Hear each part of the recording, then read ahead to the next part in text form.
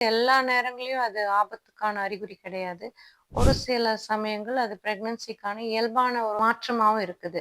எதனால அப்டின்னா, கர்ப்பப்பை வந்து பெருசாகி, அது வெயிட் கூடும்போது, அதுக்கு பின்னாடி இருக்க ரத்த நாளங்கள அழுத்தும்போது, இயல்பாவே கால் சுரக்குது, கால் வீக்கம் ஏற்படுது.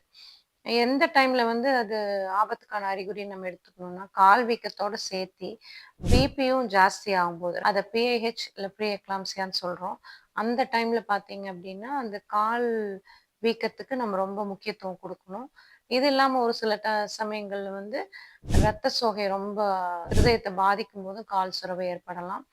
சில சமயங்கள் தைராய்டு குறைபாடு, இல்ல இருதய கோளாறு, கல்லீரல் கோளாறு, இல்ல சிறுநீரக கோளாறுனா இதெல்லாம் ஒரு ரொம்ப கம்மியான பெர்சன்டேஜ் பிரெக்னன்சி பேஷண்ட்ஸ்க்கு தான் வரும். முக்கியமான காரணம் அப்படின்னு பார்த்தா, இந்த பிரெக்னன்சி இன்டியூஸ்ட் ஹைப்பர் டென்ஷன்ங்கிற கர்ப்பகால ரத்த கொதிப்பு தான் முக்கியமா நம்ம கவனம் கொள்ளணும்.